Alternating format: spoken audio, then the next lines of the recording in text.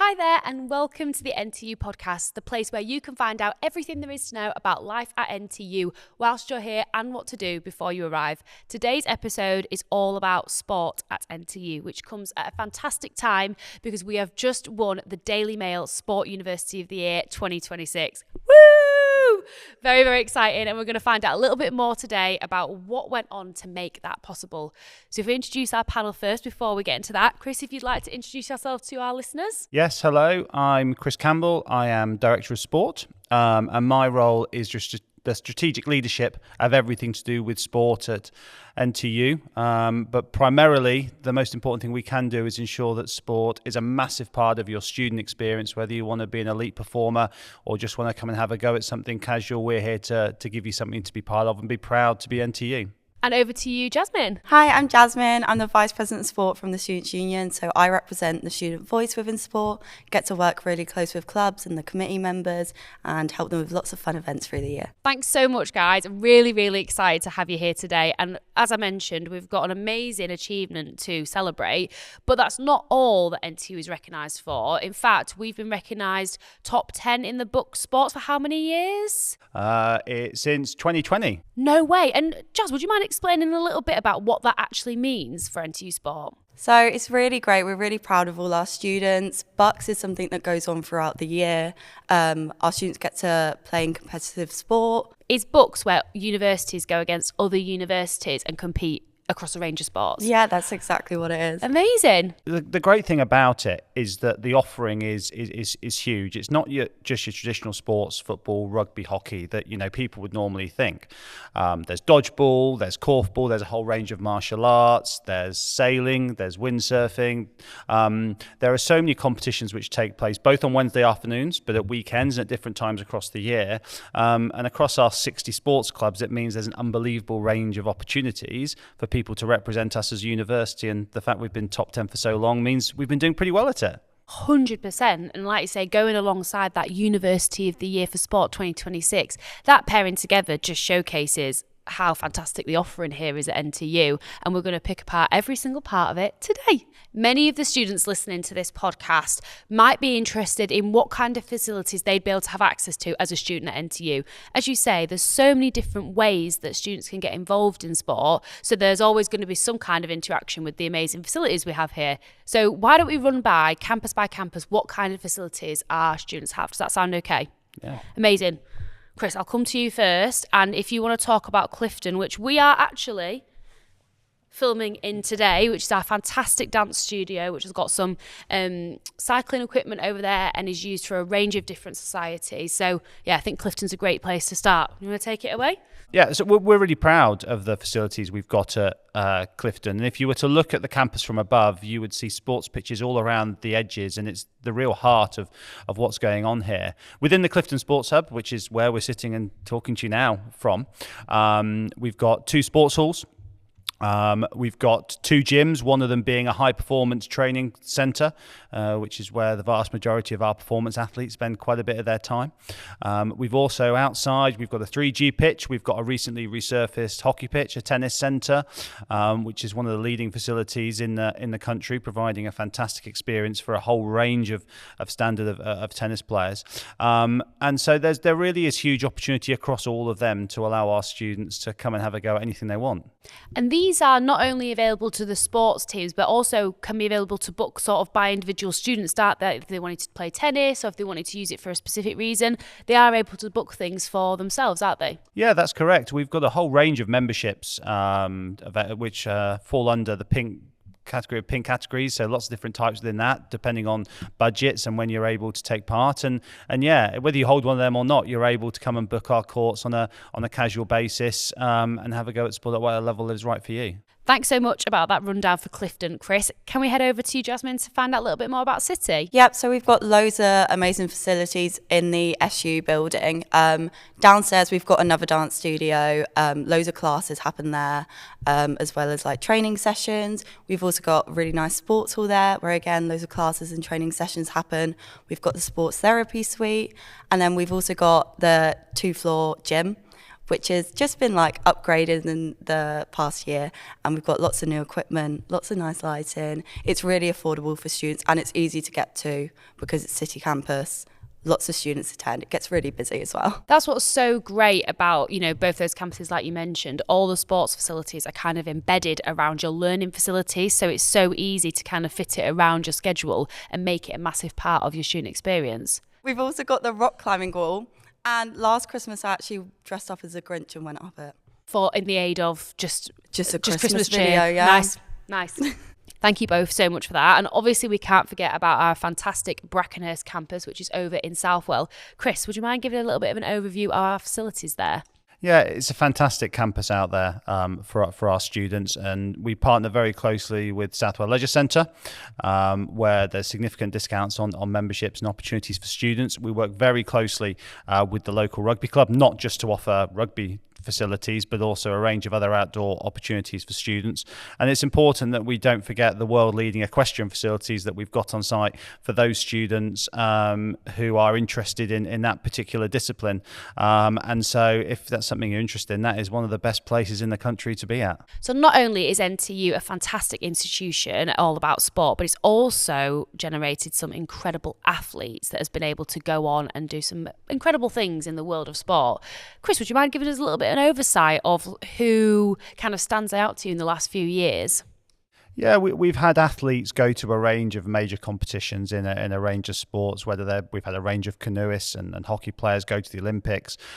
We've had a whole range of netball players play in the Netball Super League for a whole range of different franchises.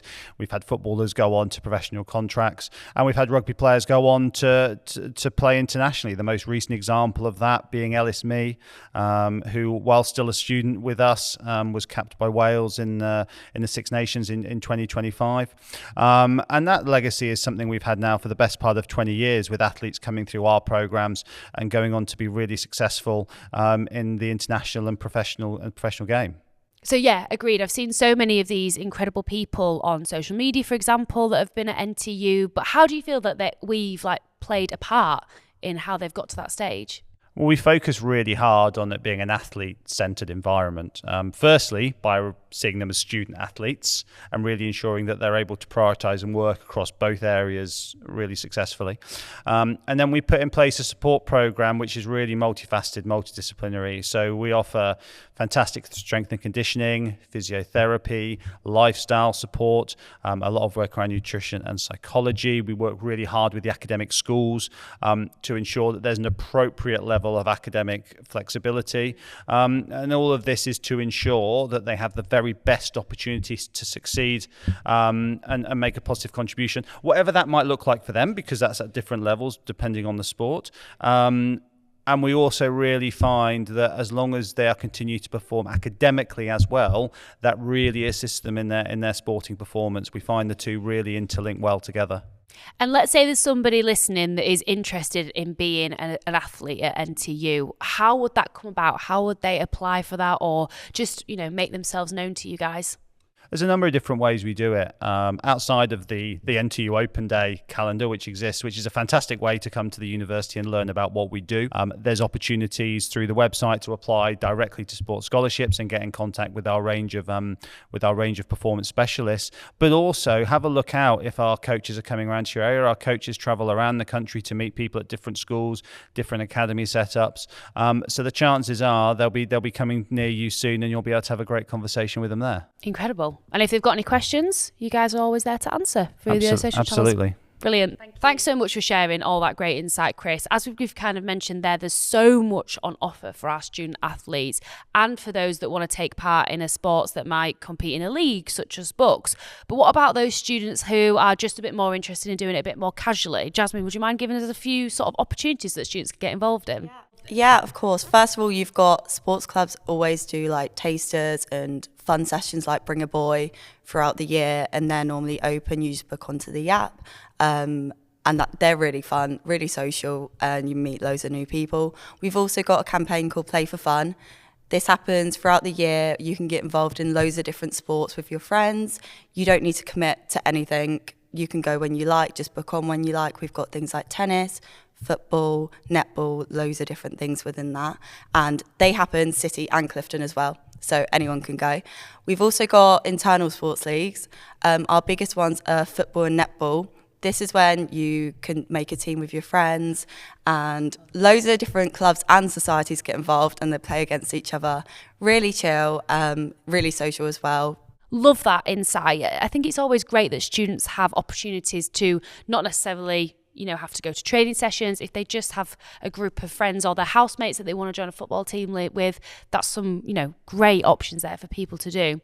And just on your sort of like open sessions, if people do have any queries about specific sports teams, or, let's say we're in the dance studio, someone wants to join dance and they want to find out a little bit more, are they best messaging the team social media channels? And I'm sure we can find out all that all through the website, can't you? Yeah, they're really good at posting when they've got open sessions, taster sessions throughout the year, but they're also all really good at replying to their DMs on Instagram, so I'd definitely just message them if you're interested and they'll give you all the info needed. I know there are also opportunities to get involved with leadership and volunteering with sport. Would you mind sharing a little bit about what that entails? Yeah, so every club has a committee. There's loads of different roles. You've got president, marketing officer, social and wellbeing officers. Everyone plays a massive part in running the club, which is really great, and people can apply within the elections each year. I was a social and wellbeing officer back in 2022, quite a while ago now. This role, it helps with events, getting the ocean tickets every week, keeping the club nice and fun, getting everyone together. And how did being a social and wellbeing officer get you to the place that you are today? So I ended up being able to work with NTU Sport really closely, really get to know what goes on behind the scenes. And it also helped me just get involved with the Students' Union a bit more, get to know our student athletes. And that's why I've got such a passion to be in my role and work with NTU Sport for more years. Because when really else would you at university be in charge of a club that, especially if you're part of a big sports team, you're going to be over 100 members easily. Where else would you have those opportunities to be able to help events and help manage things? So it's really, really great experience to have alongside of your university and for something that you're passionate about. Yeah, it's really great to see the athletes develop over the year, because you've got beginners from the start of the year who really flourish, and it's nice to see them as a committee, see what you've done and all the progress. I'll share a little of my insight. So when I was at university in 2016, I was the events manager for dance in the rooms that we are now, and I had to organise a showcase, and that then gave me experience in managing events, which then helped me get my job at NTU, because that was part of the graduate role. So it's all feeds into it. You never know what's going to help you later on in life. So yeah, really recommend being part of a committee if you get the chance. Now, we couldn't have an NTU Sport podcast episode without talking about Varsity, which is the highlight of a lot of student social events throughout the year, because it's a great way of bringing everybody together. Now, I don't want to share too much about it because that's what you guys are here for, but I'm just going to hand the reins over to you and let our listeners know why Varsity is as good as it is. Chris, if you go first. Well, it's not just a student highlight of the sporting year. The staff absolutely love it as well, because it's a real opportunity to see all the students that we've been working with across the year thrive in these really exciting, competitive, high-octane environments. And we work really closely with the Students' Union to deliver it, don't we, Jazz? Particularly in setting up some of the venues that we get to play some of the games at. Yeah, it's really great. Everyone can get involved, whether they're playing, they're performing at half time, like the cheerleaders and the dancers do, or just spectating. Everyone is really great at supporting. People make their signs. They're in their pink colours. So that's really great. We've got loads of events that sell out. For example, ice hockey, that's my favourite event. It's a really great atmosphere to kick off the series. Trent did win last year as well. That was great. We've also got more big venues such as football is back at Meadow Lane this year, so that's really fun. And you can't underestimate just how cool it is as a university to see 7,000 students in the Motorpoint Arena with our ice hockey players playing, to see over 5,000 people in Meadow Lane watching the football, to see people down at whether it be Nottingham Rugby for the rugby matches, the facilities filled up for netball matches. It's just a fantastic atmosphere and experience, and every single person who is there, whether you are competing, whether you're officiating, whether you're spectating, whether you're event management, everyone buzzes off that event, and it's such a fantastic way to celebrate everything that we do in Nottingham with student sport. You can also get involved by being the Trent Tiger, our mascot. Really great, loads of energy, really brings the hype in the crowd throughout all the games. It is a great part of the year and something I'm really looking forward to this year. So we've touched on varsity, facilities, sports leagues, everything like that.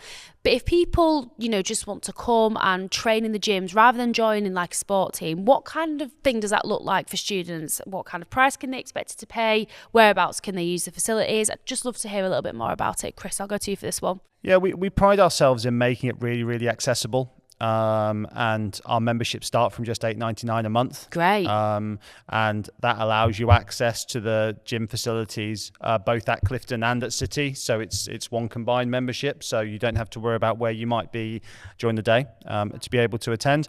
And our memberships include access to the various courts at different times. They also allow access to a whole range of different classes. And we've set the membership with so many different options that we know that people will be able to find something which is right for them, both in terms of price point, but also in terms of what they're able to commit based on the various other commitments students have. Sounds like there's something that for everyone then, like you say, and it's great that we are looking after our students' bank accounts by making it accessible and a range of options available. Love that. Guys, can you believe it that we're coming to the end of the episode? How sad. Feels like we've only just sat down to chat, and we've got through so much and it's been so insightful. So thank you both for coming today. Before we go, though, I've got some quick fire questions for you. Do you feel like you can handle them? Yeah. So I can. Okay. Yeah. So I'm going to ask Chris first, then Jasmine, Chris first, then I've got 3 questions. So just give me your answers straight after each other. Are you ready? Okay. 3, 2, 1. Chris, what's one piece of advice you'd give to a student thinking about getting involved in sport at NTU? Try anything and everything. You never know what it is you might like that you've not tried before. And, you might be a bit nervous, a little bit uncertain. A lot of other people will be the same. Just chuck yourself into it, and I guarantee it will add so much to your time here. Love that answer. Jasmine, go.